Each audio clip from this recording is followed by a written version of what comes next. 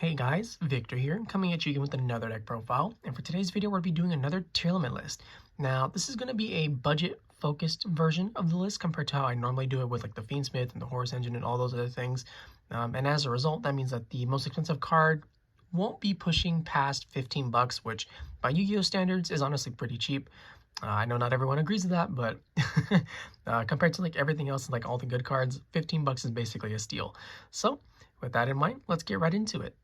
As always, we're going to be starting off with the monster lineup first, and we're going to be focusing on the tier portion first, which is basically just us maxing out on all of it. So, as a result, we're playing our 3 Tearlaments Kashtira to be able to mill up to 5 cards, as it mills 3 on normal or special summon, and then when it's sent to the graveyard by card effect, it's able to mill 2 more cards.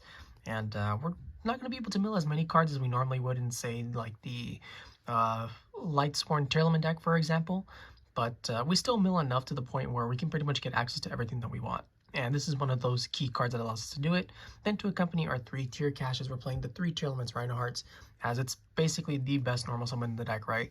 You're normal summoning it, and then you're activating its effect, which also triggers on special summon to foolish a tier monster from deck to the graveyard. So whether you're trying to fusion summon or just mill more cards by sending like a tier cache, this card basically just opens up so many different places for the deck to actually function. And then for the 1 of tiers, because they're all limited, the 1 of Scheiren, the 1 of Havnis, and the 1 of Merrli. Like I always say, they always allow us to mill 3 cards depending on if you meet the proper requirements, but more importantly, these are the ones that allow us to access the fusion monsters in our extra deck, which, since this is a more budget-friendly build, we are playing a lot more fusion monsters than we normally would be. And with that, that's the Tearlaments portion of the deck, and now we can move on to the rest of the cards that actually just help support the deck in different ways. We're going to be playing 3 Ash Blossom and Joyous again, just because we don't want to auto-lose to any charms that we get hit by, right? Whether it's Fua or Perulia, Meows doesn't really hurt us all that much, if I'm being honest. It's basically just on like the Reinoheart summon, which only happens once per turn, right? And I guess maybe like Rukulos and Kaleidoheart, but Fua and Perulia absolutely just completely stunt our plays, so we need to have something that just prevents those cards from being able to resolve against us. And then, because this is a budget version, we're actually going to be going with 3 Destiny Hero Malicious. So this is basically the Fiendsmith replacement, right? As it essentially does the exact same thing, just a little bit less consistently, as the ultimate goal with this is to basically just pump out level 6 monsters using Destiny Hero Malicious and eventually Destiny Hero Dangerous in order to summon out Pilgrim Reaper, and then Pilgrim Reaper will allow us to mill 5 more cards, and then from there we're basically just good to go. Not to mention, it's also a dark monster, so that just automatically gives it a little bit more synergy with the Tearlament portion, as well as we're able to fuse it back into other cards besides Dangerous, such as like Mud Dragon of the Swamp. And Malicious is just like a really good fodder to help us lane climb a lot more easily as well. So yeah, 3 Malicious still perfectly fine, but this is a budget version, so that's why we're including this over the Fiendsmith version. Then for the 1-ofs, we're playing the 1 Keldo and the 1 Mudora the Sword Oracle. Graveyards are just becoming way more important to the game for the most part, whether you're playing in decks like Blue Eyes, Mermail, or even to like a lesser extent like Malice, right? This card may seem worthless at first, but when they try to go for like a Splash Mage line extension, you can chain your shuffler, put the card back, and then they basically just lose out on like a key resource or whatever. And then Bystials are also everywhere, so being able to activate a shuffler and put back a key card that you don't want banished does help a lot in the long run. But yeah, you know, they're perfectly fine. And then we do have methods of getting them into the graveyard pretty easily. So yeah, 1 of each shuffler, perfectly fine. And then we're also playing the 1 Beastking of the Swamp to be able to access cards like our Rukulos, which we are playing, as well as the Fusion Grapha, which is also going to be in the extra deck. We're playing the 1 Helshaddoll Hollow, as this allows us to mill a couple more cards because it mills depending on how many different attributes we control, which is usually going to be 1 to 2, but there are certain situations where you get even more value out of that. And more importantly, this one allows us to access Helshaddoll Window, which, depending on the matchup, can just auto-win the game on its own. And then for the final 2 cards, we're playing 2 Bystials, being Bystial Druiswurm and Bystial Magnamhut. The Bystials are just phenomenal into pretty much every matchup for the most part, right? As lights and darks are pretty much going to be everywhere in the current format. But the added bonus is because they happen to be level 6, that means we have a little bit more synergy with our Destiny Hero Malicious to be able to go into Pilgrim Reaper a little bit more easily should the situation arise. And with that, that's the monster lineup, and now we can finally move on to the spell and trap portion. Now that we're on the spell and trap portion of the video, we're going to be starting off with the 3-ofs, and we're of course going to be talking about Primeval planet Perlereino first. As you just activate it, you get to add a Tearlament monster from your deck to your hand, and then after that, it boosts all your Tears and Fusions by 500 attack, and if a Tear monster gets shuffled back into the deck, you get to pop a card for free, and those can be your cards or your opponent's cards too. So there's like a lot of really cute plays where you can go shuffle something back, activate your planet, pop a set like Sulliek, for example, or a Helshaddoll if you want to trigger its graveyard effects. And there's a lot of really cool flexibility that this card offers you, and there's literally no reason that you shouldn't be playing it at 3, at least in the pure version. And then for the other 3 that we're playing, 3 Tearlaments Scream, if you normal or special summon, and that includes your opponent as well, while you control a face-up Tearlament monster, you get to mill 3 more cards, and then for the rest of this turn, all of your opponent's monsters lose 500 attacks. So it's just like another great consistency piece that allows us to mill as many cards as possible during our turn and our opponent's turn. And when it's sent to the graveyard by card effect, it's able to search out our Tearlament traps, which we do very much appreciate. That's it for the 3-ofs though, and then for the 2-ofs, we just elected to include 2 Super Polymerization, as this is going to be our main method to get rid of cards like our Keldo and Mudora, as well as Trivikarma if we end up hard drawing it, right? And this is probably like the biggest change that you can make to the deck, as in if you don't want to play Super Polymerization just because of Vanquish Soul existing and then that deck basically just having like a million different attributes, that's perfectly fine as well, right? You can just include cards like Forbidden Droplet instead and basically do the exact same thing for the most part. But I just love Super Polymerization, so I just opted to include it. But if you want to change it, I'd probably just start with the ratios here.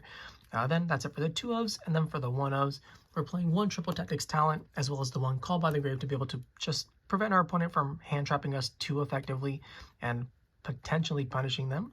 We have the 1 Foolish Burial to be able to send any monster, the 1 Foolish Burial Goods to be able to send any spell or trap, the 1 Tearlaments Grief to be able to special summon any tier monster and then potentially send it to the graveyard.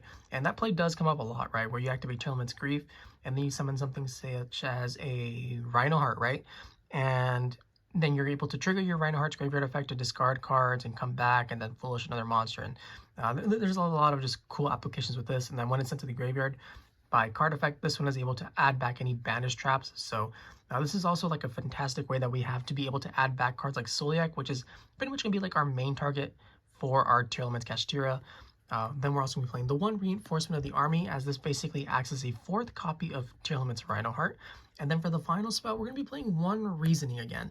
So this card obviously is pretty gimmicky, but it's a lot of fun to use, right?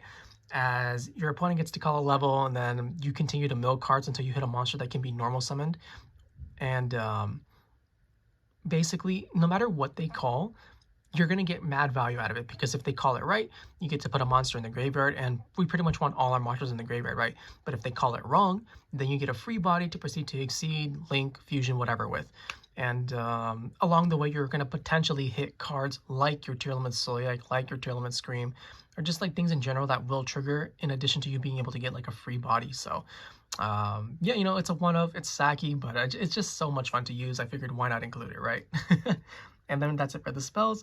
And then for the traps, we're playing the 2 Tearlaments Sulliek to be able to negate our opponent's monsters, as well as search out our tier monsters, as that's the secondary effect, where if it's sent to the graveyard by card effect, you're able to search your deck for any tier monster.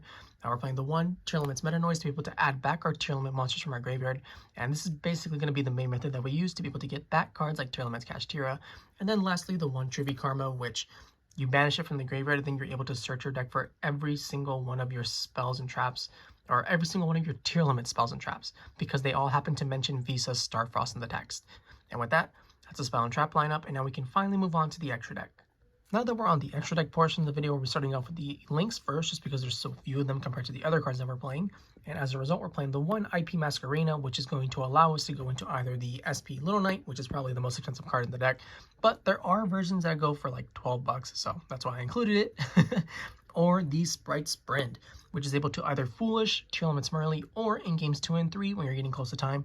This is basically going to be the card that allows us to send Scattershot per game. And while we don't really enjoy winning that way, it's an unfortunate reality that you have to come to terms with, that sometimes you just have to win that way. And yeah, I mean, I don't know what more can be said, right? It's obviously we'd rather play a real game of Yu-Gi-Oh, but that's just not always going to be the case in a game like this, especially with how long the turns take. And that's it with the links. And then for the Exceeds, we're playing the 1 Time Thief Redoer so that we can basically make Scheiren trigger whenever we want, right?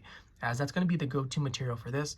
as you overlay Scheiren with another level 4, whether it's Reinoheart, Mud Dragon, whatever.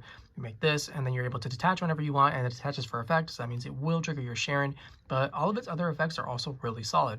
So when it has a spell under it, you're able to draw a card, and when it has a trap under it, you're able to bounce a face-up card your opponent controls.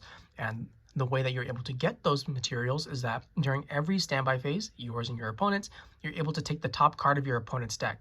So it's just taking key resources away from your opponent while building your own, and then just being like a general nuisance, because it's pretty difficult to like just get around this card, especially when it has a monster material, because it's able to banish itself until the end phase. But yeah, one-time Thief Redoer, love the card. Then for the other rank 4, we're playing one number 60 Dugares the Timeless, where we're basically just using this for the draw effect, as you draw 2, discard 1, and that's a fantastic way of just being able to get rid of cards that you don't want in your hand, like your Malicious, like your Trivikarma, like your Sulliek, your Scream, whatever, and allow those cards to trigger in the graveyard because it discards for effect, right?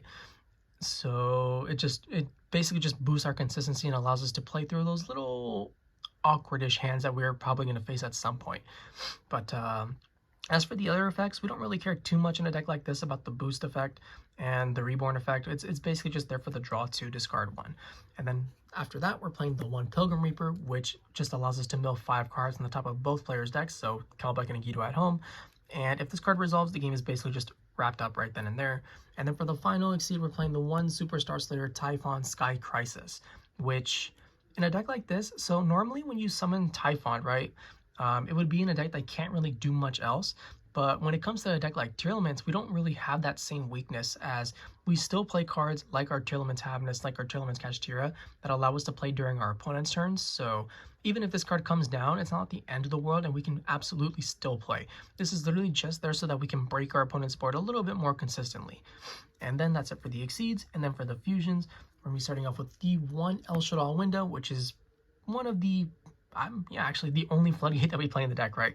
As a lot of decks special summon, so you just summon this guy out, and then off of that, every player just gets 1 special summon for a turn, and a lot of decks just can't deal with that. Unfortunately, Ryzeal is one of them, because they just summon out their exit and then send Aggregator and negate this. But in most situations, your opponent will not be able to out this, and the game is just wrapped up right then and there. And then we're also playing 1 Destiny Hero Dangerous. So if you're going to be including the Destiny Hero engine, you have to be playing Destiny Hero Dangerous, as what your common play of line is, or a common line of play, is you're going to be sending your Malicious, but you don't automatically activate it. You wait to fuse with it using like a Merrli or a Havnis or whatever, and then you make the Dangerous. And then once the Dangerous is summoned, you're able to discard a card to Foolish any D hero from your deck to the graveyard. And this is a great way of just being able to get rid of cards that you don't want, like your Trivikarma, like your Shufflers, like your Beastking of the Swamps, right? You'd much prefer them in the graveyard, but just be aware, it discards for cause, so if you send like a Sulliek or something, it won't trigger. But yeah, so you discard that card, you send the Malicious, and just like that, you have an auto rank 6 play for your Pilgrim Reaper. And like I said earlier, if the Pilgrim Reaper resolves, the game is basically just wrapped up right then and there in most situations. So yeah, 1 Destiny Hero Dangerous, perfectly fine. And then for the super poly targets, we're playing the 1 Mud Dragon of the Swamp, the 1 Garura Wings of Resonant Life, and the 1 Predaplant Dragostapelia. Now, they are super poly targets, but we are going to be making them consistently through the game, even without that card, just because they just naturally synergize with the Tearlament engine itself, right? So, yeah, these are the best ones to be able to play. And then for the other fusions, we're playing 1 Grapha Dragon Overlord of Darkworld, which is basically just like a pseudo negate, as if your opponent decides to activate a monster effect, a normal spell, or a normal trap, you can change that card's effect to you discard a card. And by you, I mean the person playing the Tearlament deck. So this is just like another great way that we have to be able to discard cards like our Sullieks, like our Trivikarmas that we don't want in our hand to begin with. Or there's like a lot of really cute plays as well, right? Where, say for example, you only have a Tearlaments Kashtira in your hand, so you're going to activate the Grapha to change that effect, and then you're going to chain the Tear Cache and special summon it. And even though you don't have a hand anymore, the effect still gets changed because you had a card in your hand prior to the activation. So then it basically just becomes like a real negate. But yeah, 1 Grapha, perfectly fine. And I guess kind of like a staple whenever you want to include budget options like Beastking of the Swamp or the other King of the Swamp. And then for the Tearlament fusions, we're playing the 1 Ruthless to be able to negate special summons. And then lastly, the 1 Helshaddoll, which either spins cards or your opponent controls back into the deck. And when it's sent to the graveyard by card effect, it's able to reborn itself and then Foolish any of your tier cards. So you can send your traps, your spells, your monsters, whatever. And it makes for a pretty fitting boss monster. And with that, that's the Tearlament deck, the budget version anyways. I hope you guys enjoyed it. If you did, please feel free to like, comment, subscribe, and I'll catch you guys next time. See ya!